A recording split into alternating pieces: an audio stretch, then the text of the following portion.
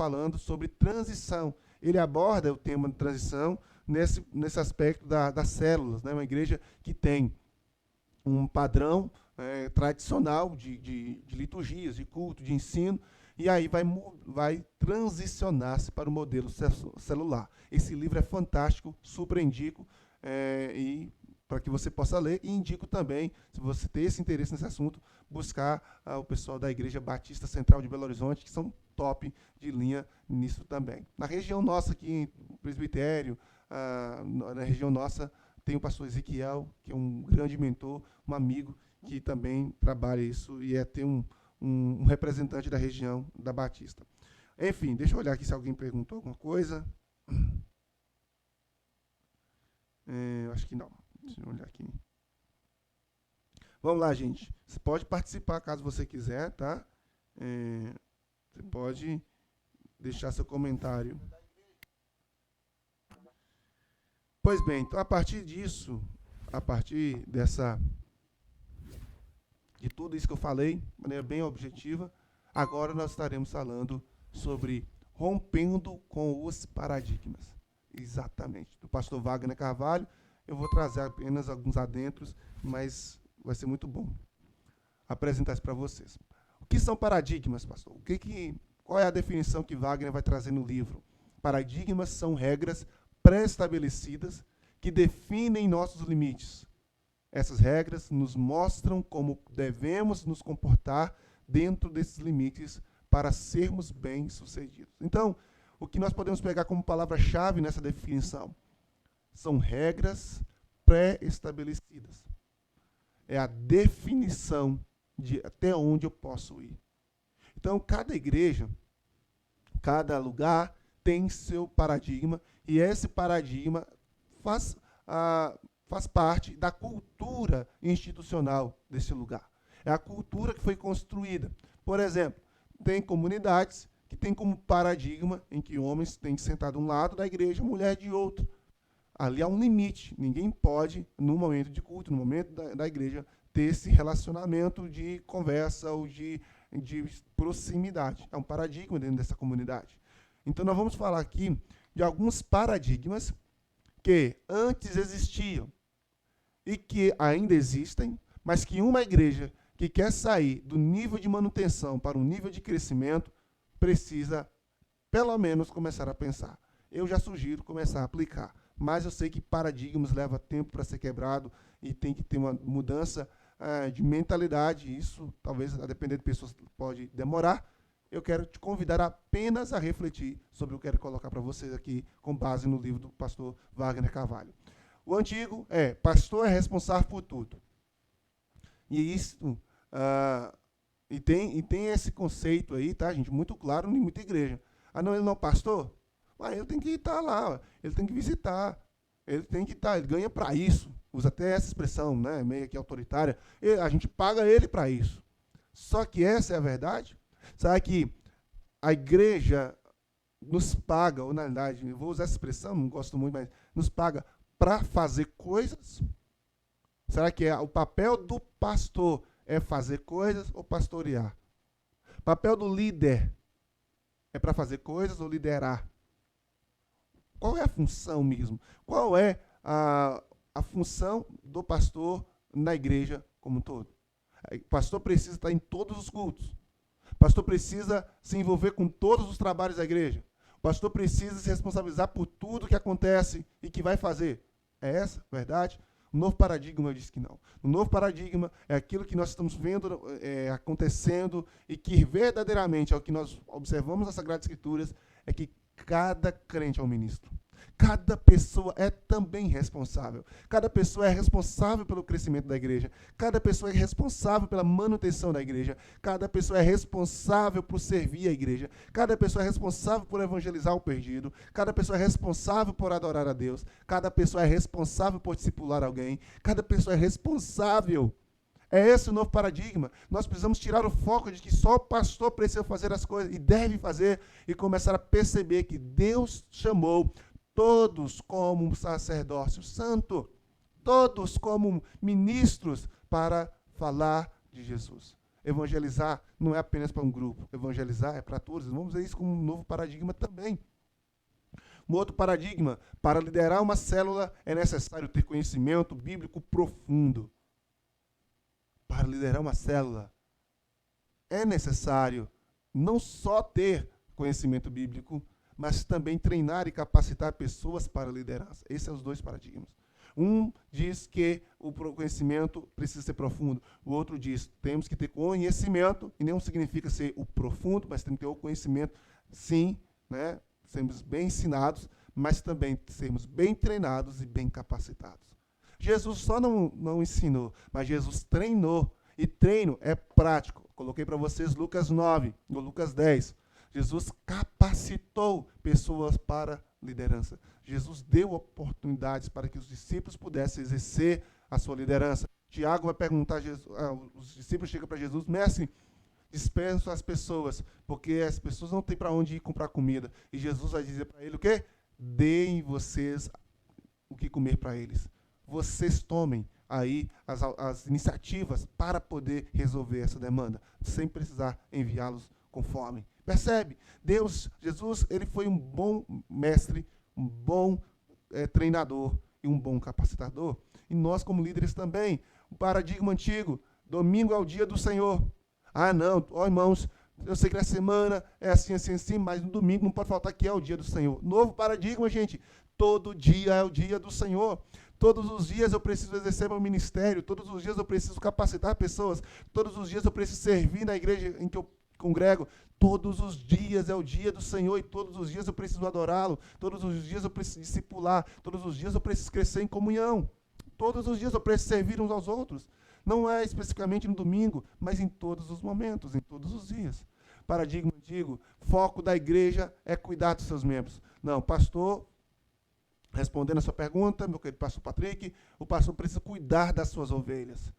A pergunta é, esse é o principal motivo? Só tem esse motivo, melhor dizendo? Não. O foco da igreja é cuidar sim dos seus membros, porém enquanto alcança-se outros. Porque aí é que está a questão. A diferença de uma igreja focada em crescer e uma igreja focada em manter. Existem uma situação muito clara, que muitas das vezes as nossas comunidades estão mais focadas em manter aqueles que se têm, para não perder, e quando Deus abençoar alguém crescer, vir nos visitar e ficar, ou outro membro de outra igreja vir. E às vezes a gente está vivendo um fenômeno de tanta migração de igreja, que a expectativa da própria igreja, da própria comunidade, é em receber alguém do que ganhar outras pessoas para Jesus. Tem muitos líderes que ficam esperando, Deus, envia alguém para me ajudar, alguém para poder tomar conta dessas crianças, alguém para tomar conta dessas mulheres, e a gente esquece que liderança não é ganhada, liderança é forjada. Você pega alguém bruto, alguém que não tem conhecimento algum, alguém que ninguém quer nada, e transforma em um líder. Foi assim que Jesus fez, foi assim que o apóstolo Paulo fez, foi assim que todos os homens da Bíblia que teve um discípulo direto fizeram. Elias, Moisés, todos eles pegaram alguém cru e forjaram neles o líder que o Senhor os chamou para ser. Nós, como pastores, não podemos ficar esperando que Deus envie um líder de fora para assumir aqui um departamento, uma área da nossa igreja. Nós precisamos olhar para a nossa comunidade e intencionalmente investir neles para que eles se tornem líderes e assim possam nos ajudar a manter, mas também nos ajudar a conquistar novos. Ok? Vamos lá. A igreja precisa ter escola bíblica dominical. Gente, tem pessoas tem denominações que colocam a escola bíblica dominical como algo do céu, como se ela foi criada por Deus, instituída na Bíblia e obrigatoriamente executada na terra. Mas não é por aí. Não é por aí. No livro Uma Vida com um Propósito, o pastor Rick Warren vai colocar que ele ouviu diversas vezes que uma pessoa dizendo, estou há tantos anos na escola dominical e nunca me formei. E essa é uma realidade. Quem é dos pastores que já não ouviu alguém dizer, feliz até, ou às vezes até mesmo você já falou isso, a escola dominical é boa porque ela nunca forma, e trazendo a alusão que precisa estudar até a morte. Mas não é assim. Quando nós estamos vivendo muito tempo fazendo a mesma coisa, o que gera em você? Quando você está há anos em um padrão de conduta, de comportamento, enfim, e você não há uma novidade, o que gera em você? Quando você há anos se vê estudando e nunca forma, e nunca chega a uma conclusão, qual é a sensação? Por que as pessoas cada vez mais têm deixado de ir nas EBDs? Porque cada vez mais as pessoas estão desanimando de estudar em coletivo dentro de uma escola dominical. Porque não muda a metodologia. É a mesma coisa a vida toda. É a mesma coisa. E o foco, novamente, é manutenção, não é crescimento. Porque quando há crescimento, há etapa. Você já jogou videogame?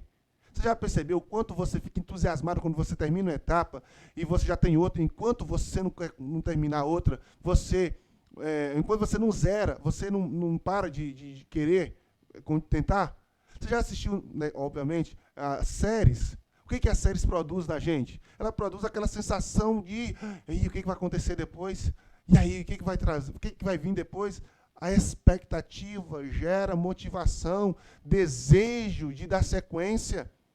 Então, quando nós criamos um programa focado apenas em passar lições bíblicas, sem ter um programa focado em preparar essa pessoa, sim, teologicamente, é um pilar crucial, ensinar ela, mas também que essa pessoa seja motivada a aplicar esse ensino na prática e também trazer para ela etapas de crescimento. Essa pessoa não vai se sentir motivada. Na geração de hoje, não. Nas gerações passadas, tudo bem. Nas de hoje, não. Existe um pensador, inclusive citei ele em um vídeo passado, Liderança e Mais Criatividade, que ele diz o seguinte: as coisas antes tinham um paradigma, que fazendo as mesmas coisas você obteria o mesmo resultado. Mas hoje existe um novo paradigma, que você fazendo as mesmas coisas não obterá o mesmo resultado, porque as coisas estão numa mudança frenética.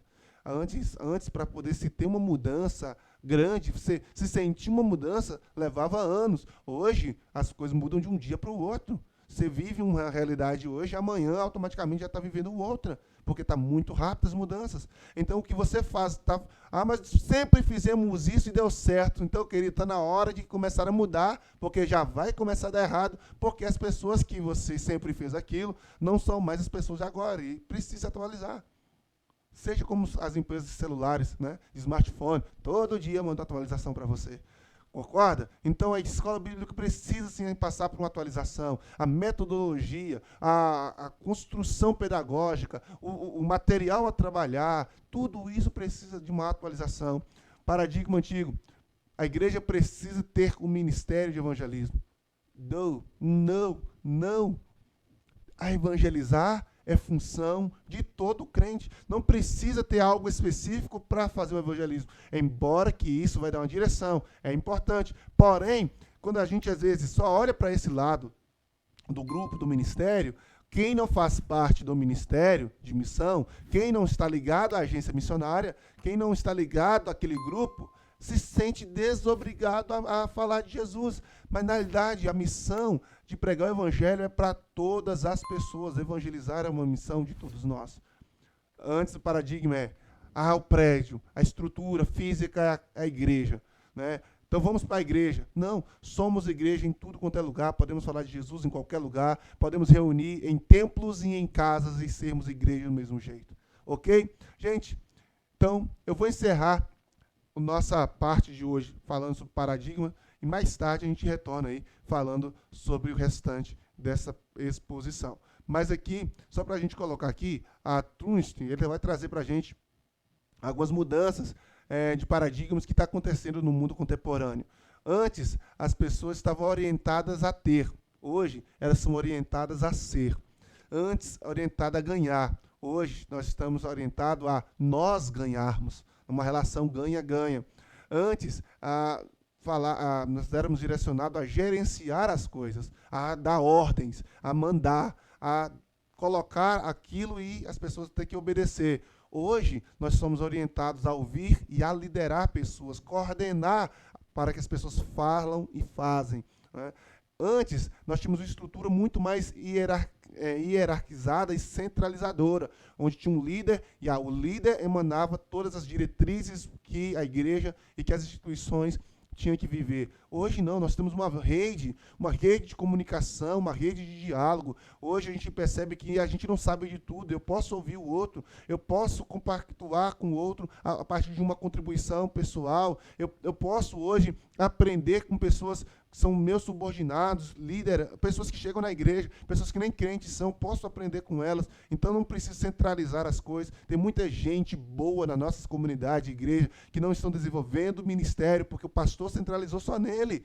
Não há espaço. Há um medo de perder a posição, um medo de perder a cadeira, um medo de ser isolado. Quanto mais você tem medo de se isolar, quanto mais você tem medo que as pessoas te isolam, mais isolado você vai permanecer. Você vai ficar. Quanto mais você tem medo que as pessoas te esqueçam, mais esquecido você vai se tornar. Então a visão antes era a longo prazo, a curto prazo. Vamos fazer amanhã. Hoje nós temos uma visão mais abrangente, mais para o futuro. O que nós queremos ser daqui a 5, 10 anos. Por isso que o planejamento estratégico é importante. Vamos falar dele mais em breve. Antes, somente os resultados importam. Não importava o processo. Não, veio aí para mim. Eu quero saber quantos membros a sua igreja teve. Não importa. Né? Antes, as igrejas eram medidas muito por isso, presbitério, em nossa região, enfim, várias. Chegar lá com um relatório em que a igreja cresceu de um número, cresceu isso, mas qual a estratégia? O que você fez? Hoje não havia uma discussão, não havia uma troca de opinião, e inclusive até hoje é difícil. Você procura alguém para tocar figurinha, para trocar ali experiências, e as pessoas se fecham, elas não estão abertas ao diálogo para poder partilhar com você. Queridos, o paradigma mudou. Hoje o caminho é esse, é você se importar, é você valorizar, é você compartilhar, sim, com as pessoas. Né? Então, hoje não é mais o resultado, é o processo, é como, né? Como você alcançou isso. Antes, as pessoas usavam muito mais a rotina e a razão. Hoje, criatividade e intuição. Por isso que eu quero te estimular a assistir nosso vídeo Liderança e Criatividade. Antes, o foco era no produto. Hoje, o foco é nas pessoas. E isso, né, acontece na igreja. Antes, o foco era quantos membros, quanto se arrecadou, quanto de imóveis que se construiu. E a pergunta hoje é, quantas pessoas estão bem verdadeiramente servindo ao Senhor na sua comunidade? Quantas pessoas estão estimuladas a continuar servindo a Deus na sua comunidade? Quantas pessoas estão estimuladas a viver um evangelho prático através do seu pastoreio? Que Deus te abençoe. Eu vou ver se eu consigo passar esse vídeo aqui e você vai poder nos ajudar aí com a sua opinião, tá bom? Mas o vídeo fala exatamente sobre essa quebra de paradigma. Caso você não conseguiu ouvir o áudio, você pode depois pesquisar na internet, tá? Eu vou também colocar o link na descrição aqui do vídeo para você poder assistir esse vídeo mais tarde, caso não houve áudio aí. Olhei aqui, parece que não saiu. Então, vamos à sequência aqui.